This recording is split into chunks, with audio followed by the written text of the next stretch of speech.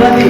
केवल वही योग्य है, Only He is deserving. केवल वही योग्य है, Only Jesus.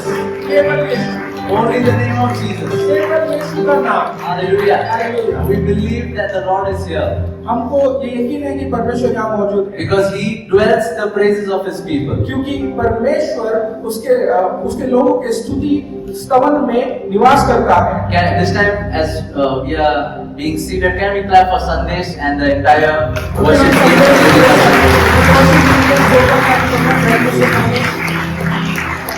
Let's be seated at this time, church. आप कृपया करके बैठ जाएं। Cross is so important, क्रूस इतना महत्वपूर्ण है, not only in the history of the world, केवल इतिहास में नहीं, इस संसार के, but for each and every one of us present here. हर एक जो यहाँ पर मौजूद है उनके लिए भी। Hallelujah. Hallelujah. It is not just a symbol. ये कोई सिंबल नहीं है, चिन्ह नहीं है, Not something that we hang on our doors. और हमारे दरवाजे पर जो हम लटकाते हैं वैसा चिन्ह नहीं है। The cross has changed the history of the world. क्रूस जो है पूरे दुनिया का इतिहास बदल के रख दिया, And I also believe और ये मुझे यकीन है it has changed our history. हमारा इतिहास में उसने, It has changed our future. हमारा जो भविष्य है वो भी The cross has बदला है। changed our destiny. हमारा जो डेस्टिनी है वो भी बदला है, We were destined to go to eternal destruction and hell. और हम नरक में जाने के लिए तैयार थे। Hallelujah. हालेलुया। But लेकिन because of the cross, क्रूस की वजह से we can go in front of the Father anytime. और हम पिता के सामने समीप जा सकते हैं कभी भी। We have received heaven. हमें स्वर्ग मिला। Hallelujah. Hallelujah. So can we thank Him for the cross? क्या हम उस क्रूस के लिए धन्यवाद Even as we are approaching the Passion Week, जैसे पैशन जुनून का सप्ताह जैसे हम समीप जा रहे हैं। thank you, Jesus. Let's धन्यवाद। thank Him. Can we close our eyes? क्या हम अपनी आंखें बंद करें? Just thank Him for the cross. उस क्रूस के लिए हम धन्यवाद दें। Lord, thank you. धन्यवाद करो। Thank you for what you've done. धन्यवाद कि तूने जो कुछ किया है हमारे लिए।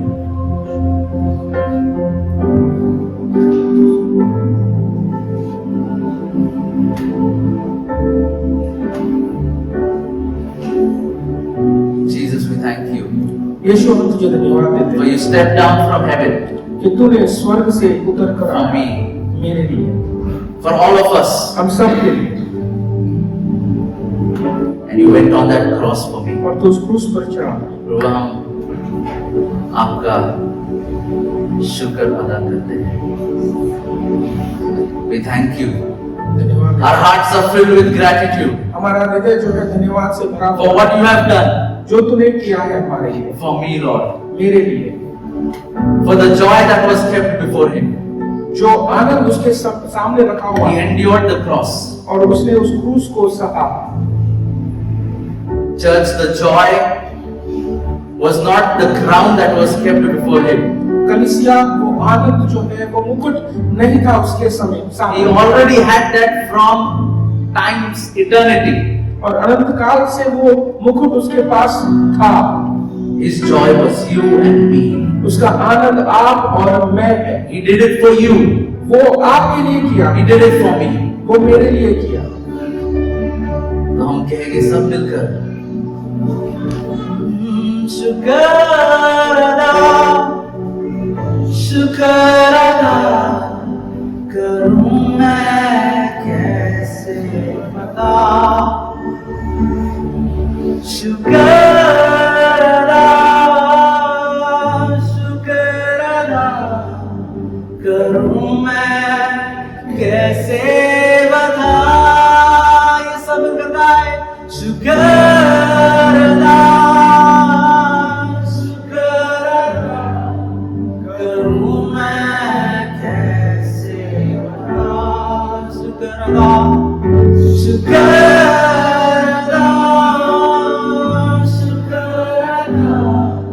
करूं मैं कैसे बता, शुक्र अदा सब मिलके शुक्र अदा करूं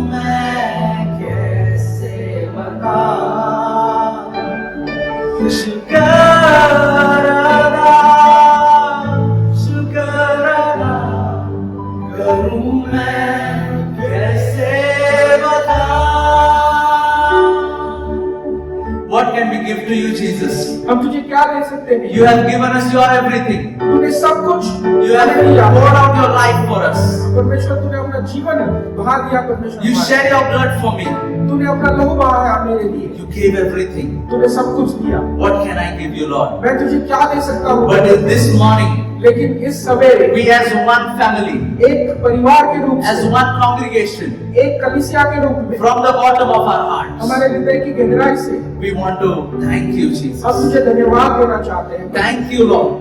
धन्यवाद परमेश्वर। Thank you for the cross. धन्यवाद उस क्रूस के लिए। Thank you for enduring that pain for me. परमेश्वर तूने जो पीड़ा सही है उसके लिए हम तुझे धन्यवाद। You took my punishment तूने मेरी सजा ली है so that I can have your righteousness. कि मैं तेरी धार्मिकता ले सकता हूँ। Hallelujah. धन्यवाद परमेश्वर। Thank you, Jesus. धन्यवाद यीशु। Bless your name. अब तेरे नाम को हम आशीषित करते In हैं। Jesus' name we pray. यीशु मसीह के नाम से हम मांगते हैं। Amen. आमीन। Hallelujah. Hallelujah. Thank you, Jesus. धन्यवाद यीशु। Thank God for the cross. धन्यवाद परमेश्वर का उस क्रूस के लिए। Without the cross, we would not have been here.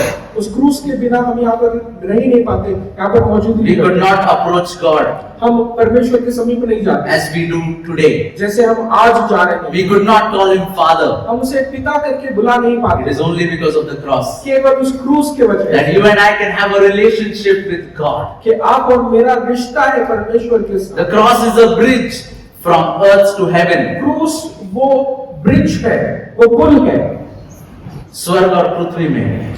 स्वर्ग और पृथ्वी के बीच का पुल है। Hallelujah. Hallelujah. You can directly approach God the Father आप सीधे तरीके से जा सकते हैं परमेश्वर के because pass of the cross.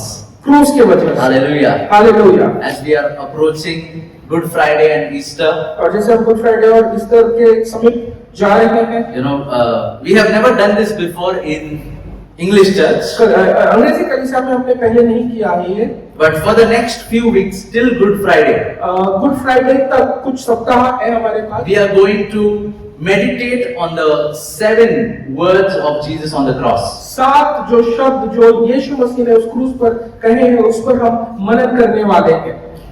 And these are very powerful और ये बहुत ही सामर्थी है because there are many spiritual truths which are hidden in them. क्योंकि बहुत सारे जो आत्मिक सत्य है उसमें छुपे हुए हैं। And we will start with the first word today. और पहले शब्द से हम उसका आरंभ The करेंगे। very first sentence which Jesus said. पहला वाक्य जो यीशु मसीह ने It is कहा recorded in Luke 23 and verse 33 and 34. और लूका रचित सुसमाचार 23, 23 33 and 34. और 33 और 34। In verse number 33, we understand the context of where Jesus is.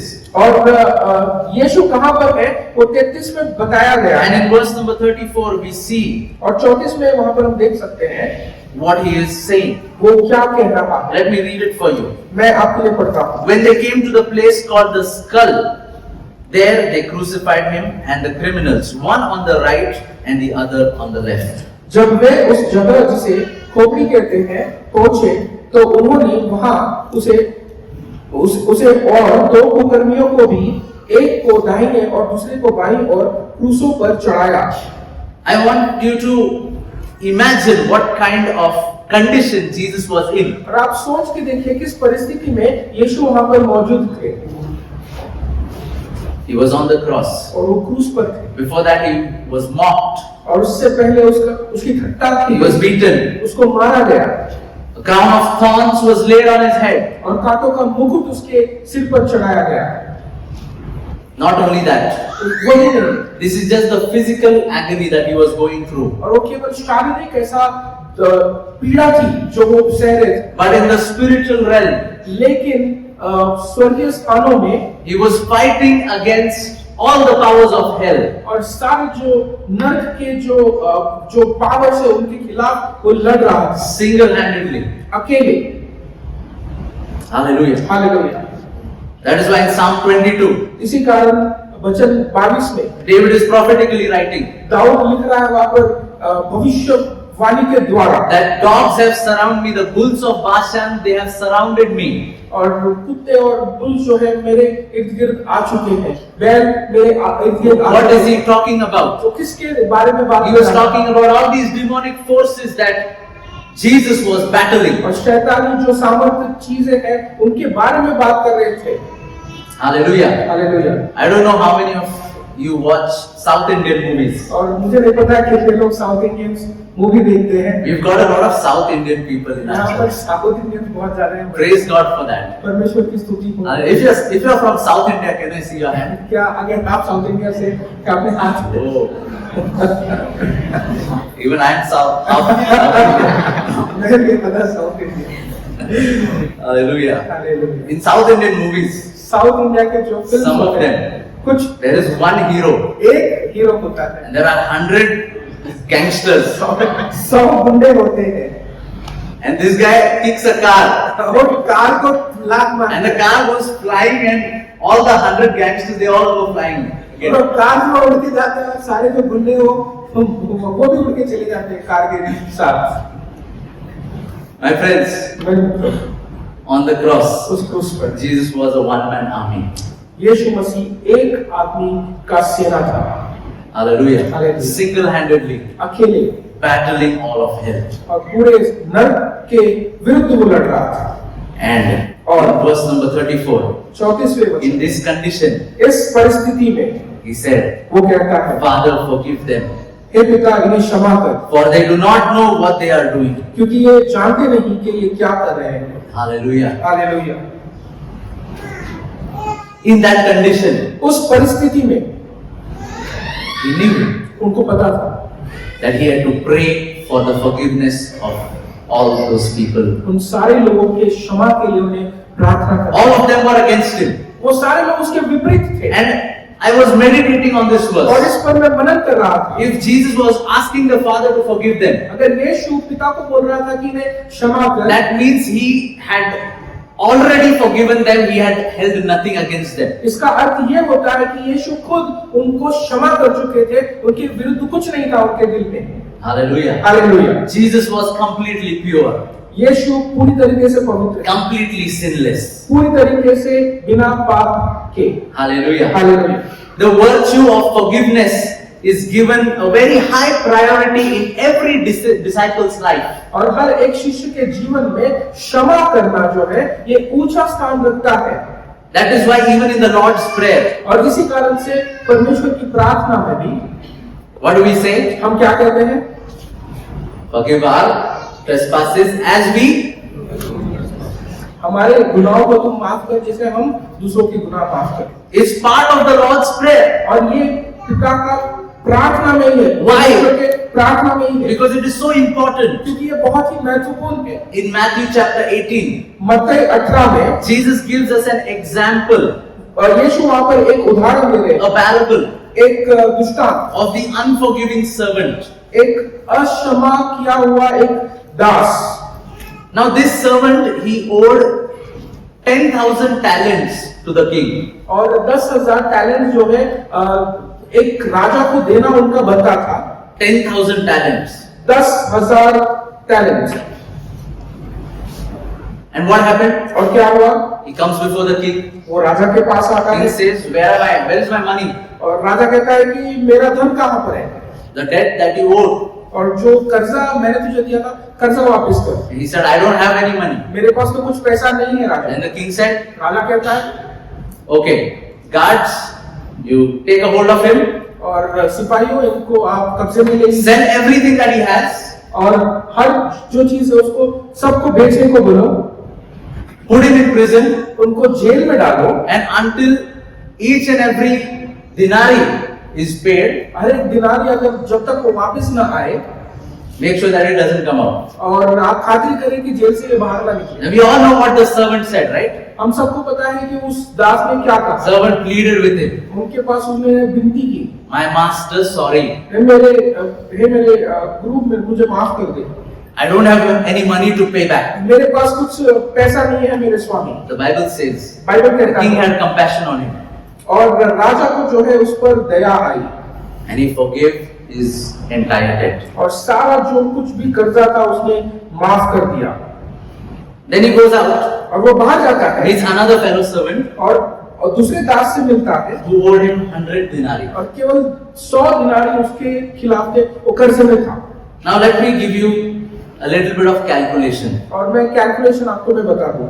1 talent एक टैलेंट is 6,000 denarii. और 6,000 दिनारी इसका calculation. How many talents did he owe to the king? और कितने टैलेंट्स जो है वो राजा को देना बनता था इसका? 10,000. 10,000। That means how many denarii? और कितने दिनारी इसका? 60 crore. 60 crore. 60 crore denarii he had to pay to the king. 60 crore दिनारी को राजा को देना इसका बनता है। And yesterday I was doing the calculation. और कल मैं कैलकुलेशन कर रहा था। And I had never seen this parable in this way. और मैंने कभी भी इस प्रकार से इस दृष्टांत को नहीं देखा। 60 crore denarii एक झटके में माफ कर दिया। 60,000 crores dinaries were forgiven just in one instance. The king said, "You are forgiven. Go." राजा ने कहा कि तू क्षमा किया गया है। But when it comes to this man, लेकिन जब इस व्यक्ति के बारे में बात आती 100 denarii, 100 दिनार, he could not forgive that person. वो उसको क्षमा नहीं कर पाया। Are you understanding? क्या आप समझ रहे हैं? Sometimes we don't understand the magnitude of what God has forgiven us of. और कभी-कभी हमको ये पता नहीं लगता है कि कितना बड़ा क्षमा परमेश्वर ने हमारे लिए किया है। We ourselves want to receive the grace of God, और हमको अनुग्रह चाहिए परमेश्वर का, but we don't want to give it to others. लेकिन हम दूसरों को नहीं देना चाहते। When you start understanding लेकिन जब आप ये समझने लग जाओ how gracious God is, और कितना अनुग्रही परमेश्वर है, automatically you will be able to forgive others. और अपने आप दूसरों को आप क्षमा करने लग जाओगे। Hallelujah. Hallelujah. The gospel doesn't start with Jesus loves you. सुसमाचार इस प्रकार से शुरुआत होती है कि यीशु मसीह आपसे प्रेम करता है। It is part of the gospel, और हाँ, वो एक भाग है but सुसमाचार, it doesn't start there. लेकिन वहां से शुरुआत नहीं It होती। starts with I am a sinner, you are a sinner. और यहाँ से शुरुआत होती है कि मैं पापी हूँ, आप एक पापी हो। A lot of people don't understand this, और बहुत सारे लोग ये समझ नहीं पाते and that is why they don't know what they are forgiven of. और इसी कारण से वो किस चीज की क्षमा पाए हैं ये पता नहीं लग पाता। Hallelujah. Hallelujah. Once upon a time, एक समय में there was a debt upon us और हमारे ऊपर भी वो कर्जा that था, nobody could pay. कोई भी उसको चुका नहीं पा रहा। The Lord Himself paid it for you with His life. परमेश्वर ने खुद उस कर्जे को चुकता किया अपने जीवन को देकर। How much more should we forgive? और कितना हमने दूसरों को क्षमा करना है। Hallelujah. Hallelujah. The second thing that we see from what Jesus is saying from the cross, और क्रूस से यीशु मसीह दूसरी चीज क्या कह रहे हैं हम वो देखेंगे। Father, forgive them, पिता उन्हें क्षमा कर, for they do not know what they are doing. क्योंकि ये नहीं जानते कि ये क्या कर रहे हैं। The first words of Jesus from the cross, they start with a prayer. और पहला जो शब्द है यीशु मसीह का उस क्रूस पर वो प्रार्थना से चालू होता है। Hallelujah. Hallelujah. Imagine what condition Jesus was in. आप सोच के देखिए यीशु मसीह किस परिस्थिति में थे। The Bible says that they could not recognize Him. और बाइबल कहता है कि उन्हें पहचान नहीं पा रहे थे। He was beyond recognition. और वो पहचान के परे चले जा चुके थे। Can you imagine? क्या आप सोच के देख सकते हैं? Somebody that you know, आप एक व्यक्ति जिनको जानते हो आप, but even if he stands in front of you, you cannot recognize that वो person. सामने भी खड़ा है तो आप उसको पहचान नहीं पा रहे। That was the condition of Jesus. That is how much He was tortured. और वो परिस्थिति थी यीशु मसीह की, इतना उनको टॉर्चर किया गया। He was not beaten by some normal people. और उनको ऐसे साधारण लोगों द्वारा उनको मारा He नहीं was गया। beaten by Roman soldiers. रोमी सिपाहियों द्वारा उनका पिटाई हुई। Some of the strongest and the most harshest soldiers of that time. और बहुत ही ताकतवर और बहुत ही कठोर ऐसे सिपाहियों के द्वारा उनको मारा गया। Imagine the condition that he was in. और आप सोच के देखिए उनकी परिस्थिति क्या हुई होगी। And yet, और तभी भी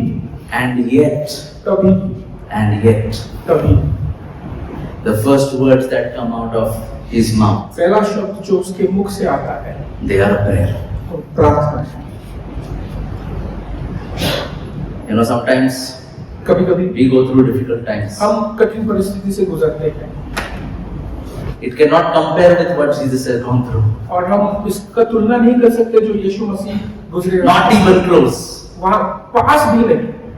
And so many times और बहुत बार we start trusting in our own और understanding. हमारे खुद की समझ पर हम भरोसा रखते We हैं। forget to pray. हम प्रार्थना करना We भूल जाते start हैं complaining. और हम कंप्लेंट करना चालू कर देते हैं, कुड़कुड़ाना चालू कर देते हैं। When situations arise, जब परिस्थितियां आती हैं, who is the first person that you turn to? और पहला व्यक्ति कौन है जिसके पास आप जाते Is हैं? it your family? क्या आपके परिवार है, Your friends? आपके मित्र है, Is it your own logic and your own experience? क्या आपका खुद का अनुभव है, खुद की सोच समझ है? Jeremiah 17:5. यिर्मयाह 17:5 कहता, It says, वो कहता, "Cursed is the man who puts his trust in man." शापित है वो व्यक्ति जो खुद के समझ पर निर्भर रहता। Hallelujah. Hallelujah. Very strong words by the Lord. कठोर ऐसे शब्द हैं परमेश्वर के। What do you think Jeremiah is talking about here? यिर्मयाह क्या कहने की कोशिश कर रहा है? आपको क्या लगता है? Who do you think he is talking about? किसके बारे में ये बात कर रहा है? Which man?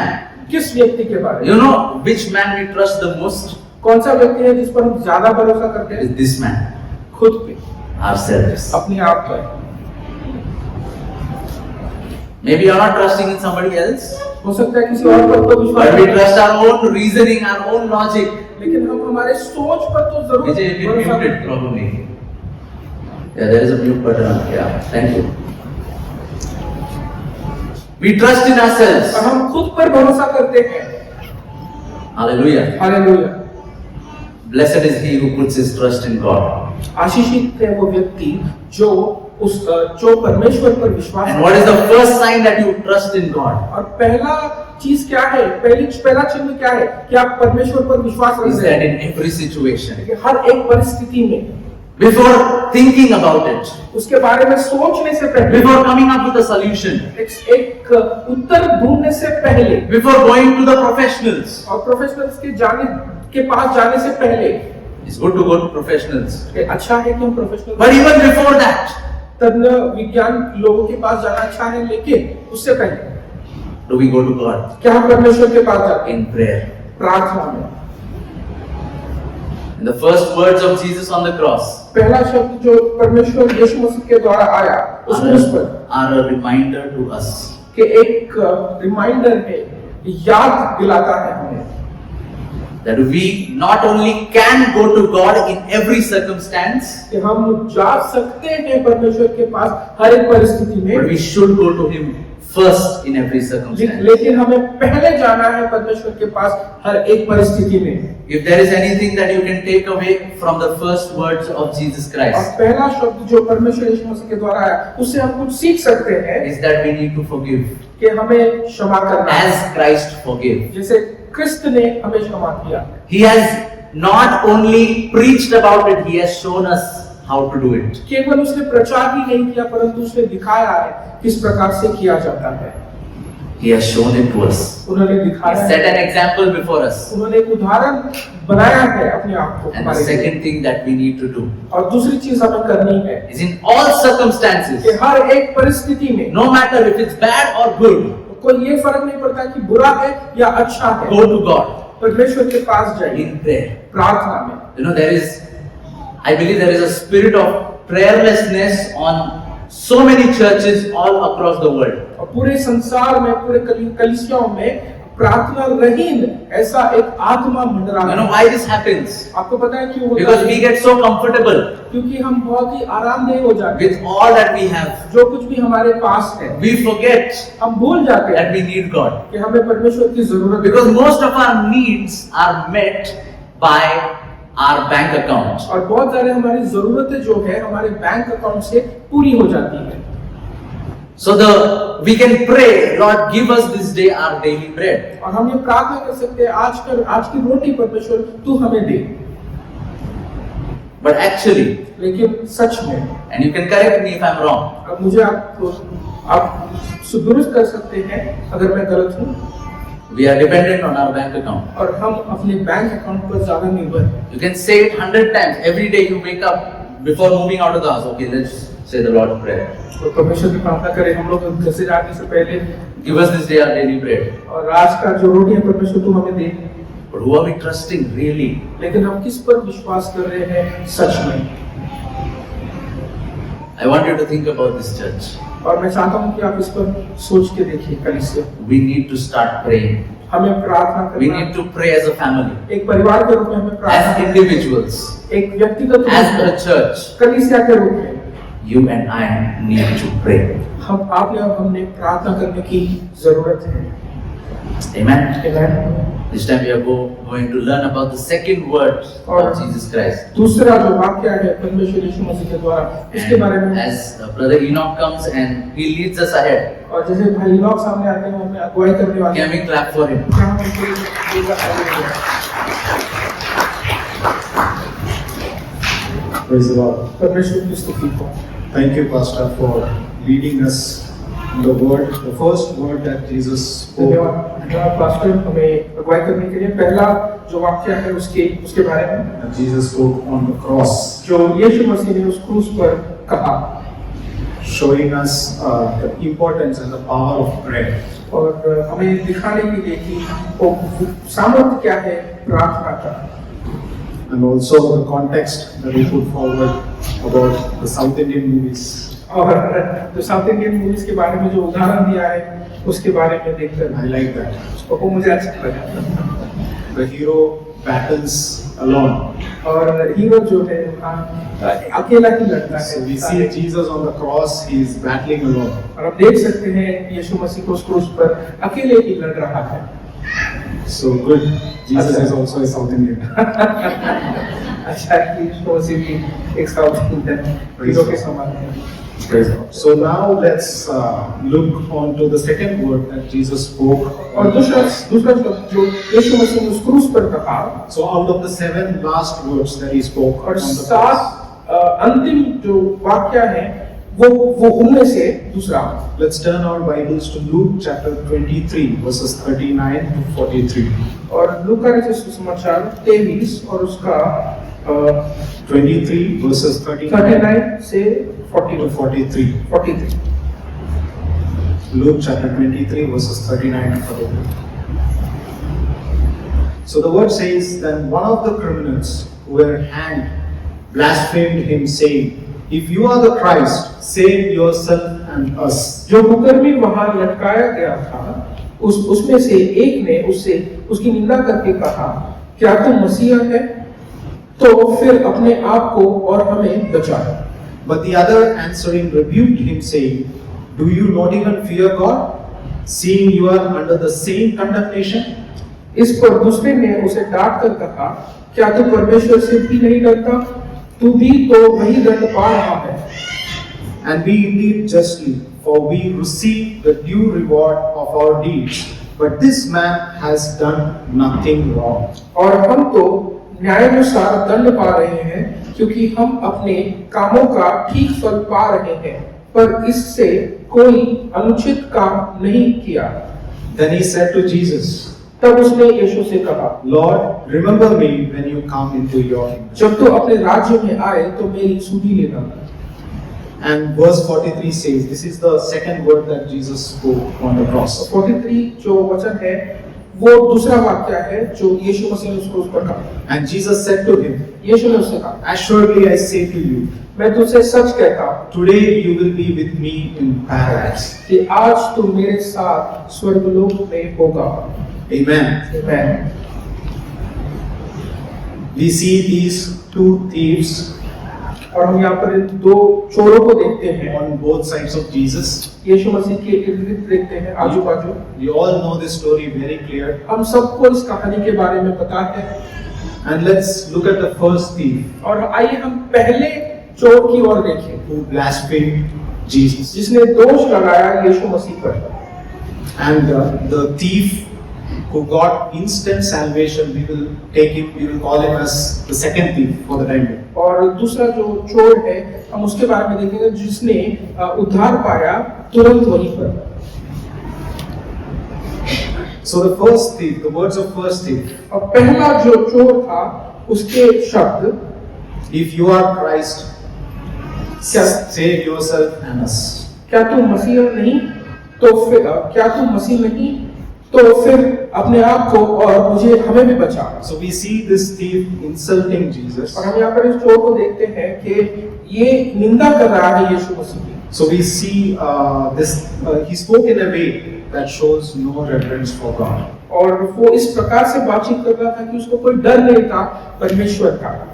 Yes, so here the words, the situation, everything matters. और यहाँ पर जो शब्द है, जो परिस्थिति है, वो सारा हमें देखना है। So we need to, one thing that this teaches us is, और एक चीज हमें ये सिखाती है, we need to be very careful what we speak in times of trouble. और जो कठिन परिस्थिति में हम क्या बात कर रहे हैं, हमारे शब्द क्या है, उस पर हमने ज्यादा ध्यान देना है। That is the most vulnerable time when the Satan acts upon our life. और ऐसी परिस्थिति होती है जहाँ पर शैतान जो है हमारे जीवन पे काम करता है। We will not have control on our words, especially during when you go through such kind of agony. और जिस प्रकार का जो दर्द में हम जाते हैं, वहाँ पर हमारे शब्दों का हमारे शब्दों पर हमारा नियंत्रण नहीं होता है। So we need to be very careful of what we speak. Our words matters. हमारे शब्द हम किस प्रकार से कह रहे हैं, ये बहुत ही महत्वपूर्ण हो जाता है। So this thief, we see that he portrayed everything in a wrong way. और ये जो चोर है, हम देख सकते हैं किस प्रकार से वो अपने आप को दर्शा रहा है। Sometimes I think this thief, it would have been good for him to, just keep quiet. और हो सकता है उस चोर ने शांत रहना चाहिए था, ऐसा मुझे लगता है। At least when the second thief spoke when he was speaking to Jesus, he could have just said, Jesus, please, me too. जब दूसरा जो चोर है, जब उसने कहा कि हमें भी बचा लेना, तो पहला जो चोर था वो कह सकता था कि हाँ प्रभु हमें भी बचा लेना। He could have also have got instant salvation. हो सकता है उसको भी उद्धार मिल जाता था वहीं पर तुरंत। Amen. But he spoke the wrong words. लेकिन उसने गलत शब्दों का चयन किया। But it is not all that must have come from him alone. और केवल उसके ही मुख से आया ऐसा नहीं है। Because for the past few hours we know what they have been going through. और कुछ घंटों पहले से हम देख सकते हैं कि किस प्रकार की परिस्थिति से वो लोग गुजर रहे थे। Like Pastor was saying, we can't even imagine जैसे पासवान कह रहे थे कि हम सोच भी नहीं सकते the physical and mental trauma that they must have gone through. और वो शारीरिक और मानसिक जो पीड़ा वो लोग गुजर रहे थे, हम सोच भी नहीं सकते। So this thief must have also noticed what soldiers were doing all this time. और ये जो चोर था वो देख रहा था कि वो जो सिपाही है वो किस प्रकार का व्यवहार कर रहे हैं यीशु मसीह के प्रति। Can you put across Luke chapter 23 verse 36 quickly? Luke 23 verses 36. 23-36 लूका से समाप्त करता है। So before the first thief blasphemed Jesus, पहला जो चोर था उसने निंदा करने से पहले he heard even soldiers mocking Jesus.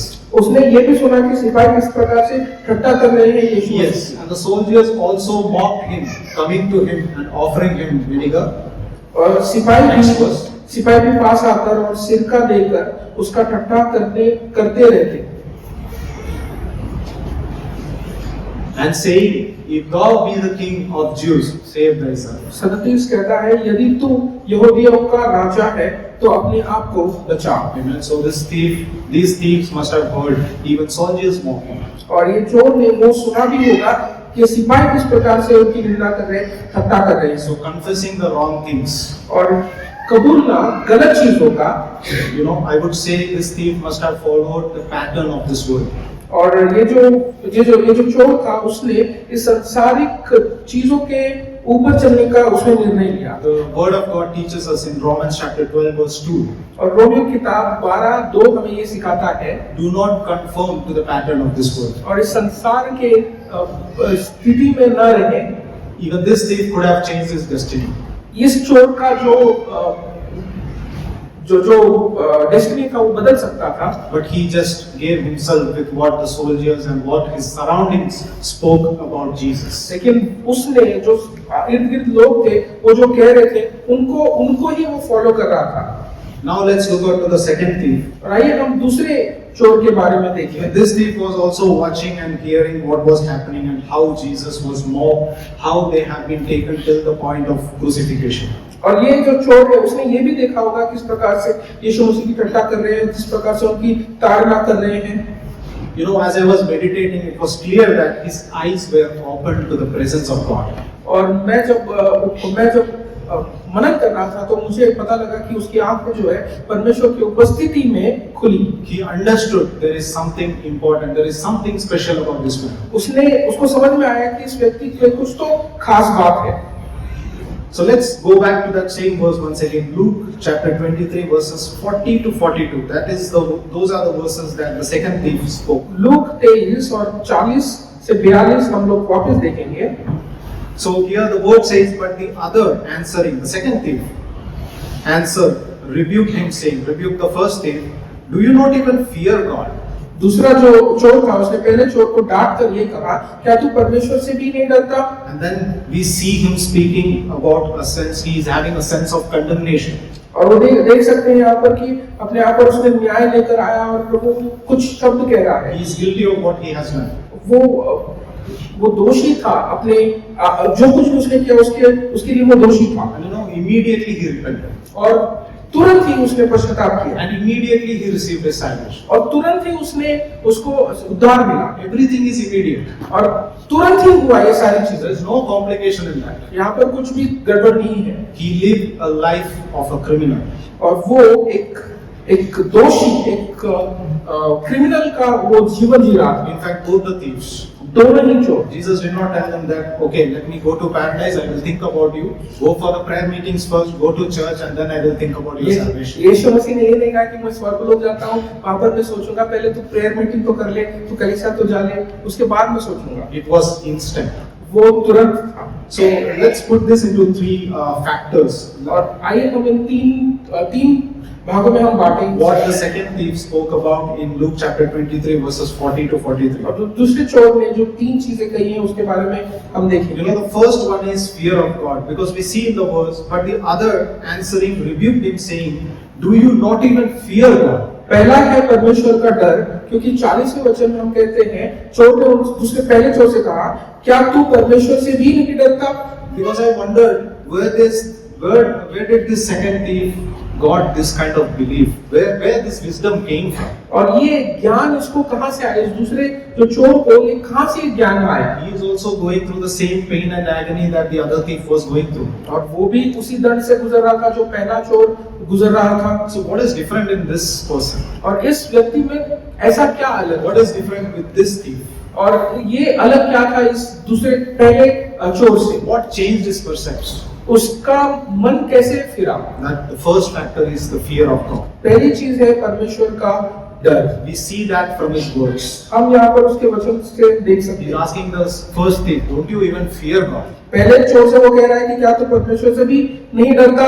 You know, the word of God says in Proverbs chapter 1 verse 7. अब नीति वचन एक साथ में वचन कहता, Fear of God leads to wisdom. और परमेश्वर का जो डर है वो हमें बुद्धि के ओर लेके जाता You know, है। the moment he started fearing God, जब वो परमेश्वर से डरने लगा, you see the wisdom is coming. और आप देख सकते हैं कि ज्ञान उसके पास आ रहा है। He got the wisdom. उसको वो ज्ञान He प्राप्त was हुआ। aware about the presence of God. उसको बुद्धि मिली और वो परमेश्वर के उपस्थिति के लिए वो उपस्थिति है उसको जान पड़ा। Amen.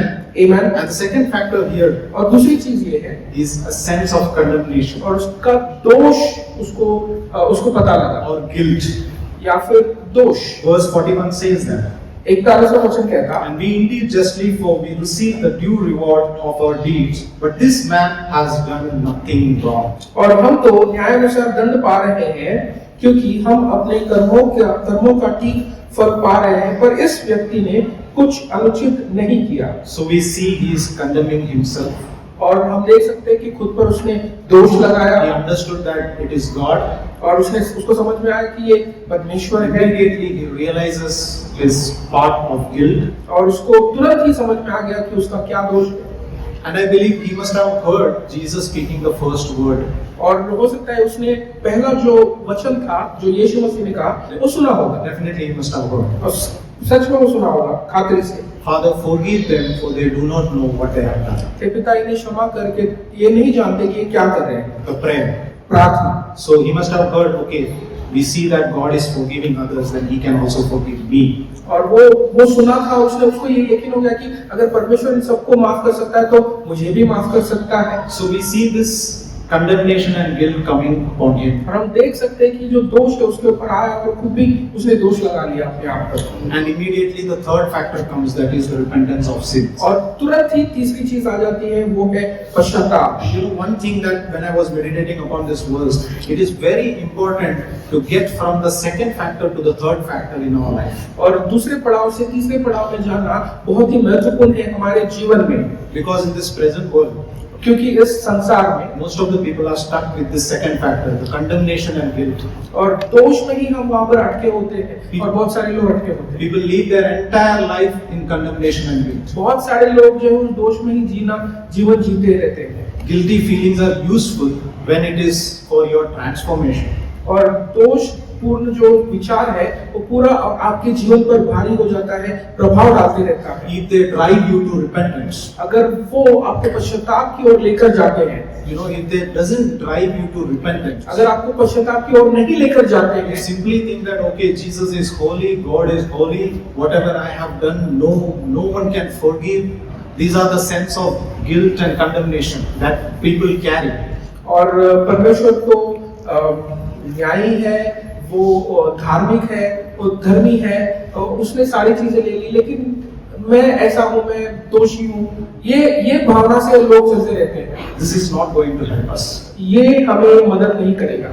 You need to know that what Jesus has paid on the cross. और हमें पता होना चाहिए कि यीशु मसीह ने उस क्रूस पर क्या दाम चुकाया है हमारे लिए। Let us turn our Bibles quickly to 2 Corinthians chapter 7 verse 10. और दूसरे कोरिन्थी की किताब 7वां अध्याय और 10वां वचन हम देखेंगे। The word of God very seriously put forward this. और ये परमेश्वर का वचन बहुत ही गंभीरता से ये कहता है। 2 Corinthians chapter 7 verse 10. दूसरे कोरिन्थी की किताब 7:10। For godly sorrow worketh repentance to salvation, not to be repented of, but the sorrow of the world worketh death. I don't know which version is this, but क्योंकि परमेश्वर भक्ति का शोक ऐसा पश्चाताप उत्पन्न करता है जिसका परिणाम उद्धार है, और फिर उससे पछताना नहीं पड़ता। so you see, godly sorrow brings repentance that leads to salvation. और जैसे हम देख सकते हैं, परमेश्वर के भक्ति का शोक जो है हमें पश्चाताप की ओर लेकर जाता है और हमें पछताना नहीं पड़ता। So we need to know if the sins that we have committed and the sorrow that we are going through, if you want to understand whether it is a godly sorrow or it is a worldly sorrow. और हमें ये देखना है कि जो पाप हमने किए हमारे जीवन में, और हम किस प्रकार का शोक हम लेकर चल रहे हैं, या फिर वो परमेश्वर का शोक है या फिर संसार का शोक है। So if it is a godly sorrow, what happens? It immediately leads you to repentance and again it leads you to salvation. अगर वो परमेश्वर का शोक है तो हमें वो पश्चाताप की ओर लेकर जाता है और हमें उद्धार प्राप्त होता है। And in this version of NKJV it says no regrets after that.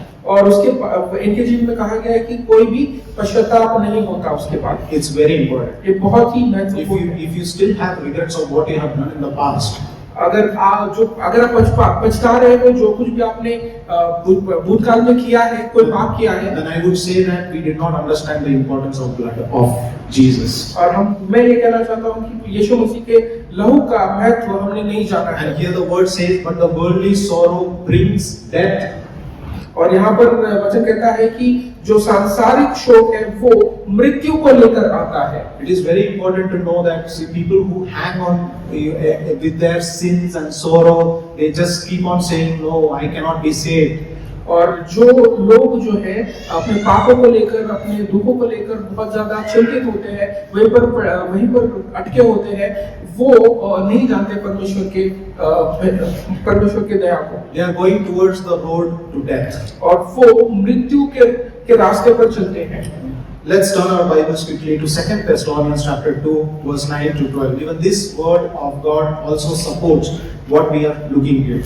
दूसरी थिस्सलुनीकी की 2 किताब Thessalonians chapter 2 verse 9 to 12. दूसरा अध्याय 9 से Can we have an NKJV version? Okay. 2 Thessalonians chapter 2 verse 9 to 12. दूसरे थिस्सलुनीकी की किताब दूसरा अध्याय 9 से 12। So we see here about the lawlessness. और हम यहाँ पर देख सकते हैं लॉलेसनेस के बारे में, And let's अधर्म के बारे में। quickly jump to verse 12. 12वें वचन 2 verse 12.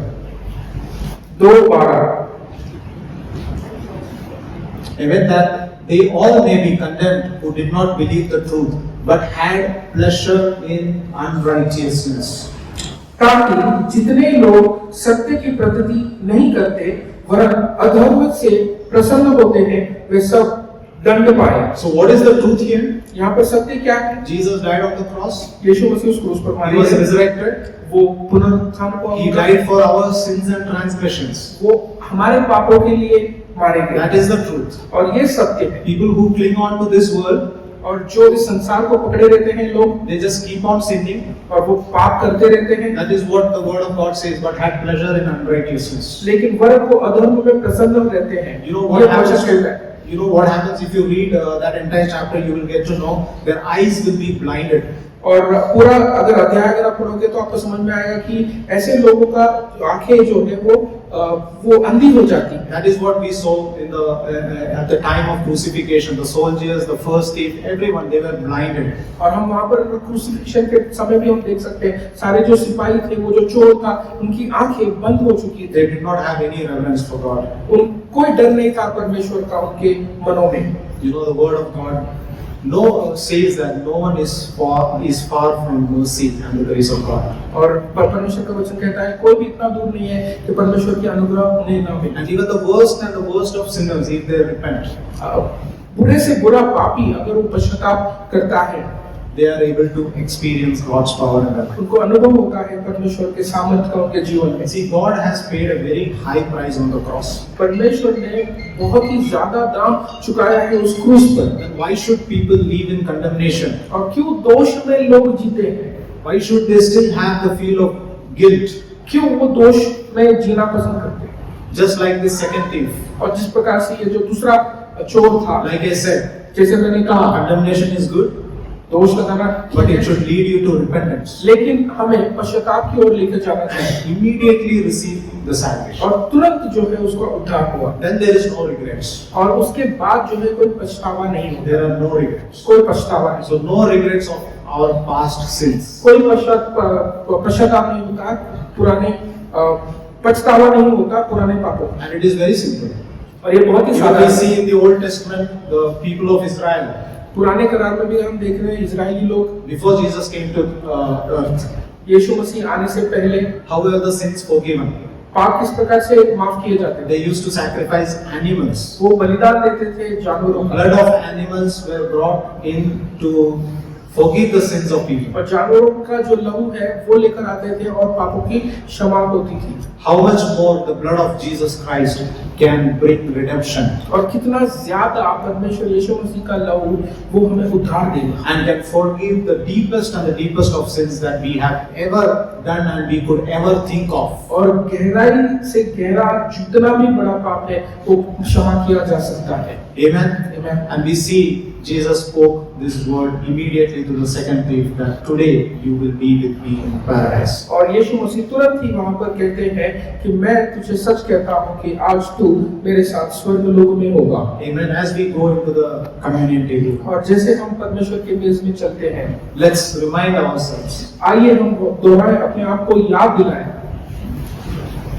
that what Jesus has done on the cross, कि यीशु मसीह ने क्या किया उस क्रूस पर। no one can even think of कोई भी ये सोच भी नहीं सकता because he knew क्योंकि उसे पता था humans would sin. मनुष्य पाप करेगा। There is no one ever who did not sin. ऐसा कोई भी व्यक्ति नहीं है जिसने पाप नहीं किया। It is not possible with और humans. ये हो ही नहीं सकता मनुष्यों के द्वारा कि वो पाप ना करे। That is why Jesus had to come down to earth. और इसी कारण यीशु मसीह को संसार में आना पड़ा। That is why Jesus had to go to cross और इसी कारण यीशु मसीह को उस क्रूस पर जाना पड़ा and shed his blood और उसका लहू बहाना पड़ा for the remission of our sins. हमारे पापों के क्षमा के लिए। Amen. Amen. And as the weeks are coming, we will also be looking at the remaining 5 words that Jesus spoke और on the जो cross. 5 शब्द यीशु मसीह ने उस क्रूस पर कहे उनके बारे में भी हम देखेंगे आगे आने वाले सप्ताहों में। Amen. So the first one shows us the power of prayer. और पहला जो वचन है वो प्रार्थना का सामर्थ दिखाता है। And the second word that Jesus spoke on the cross shows us the power of salvation. और दूसरा शब्द जो यीशु मसीह ने उसको उस पर कहा वो उद्धार का सामर्थ दिखाता है। Amen.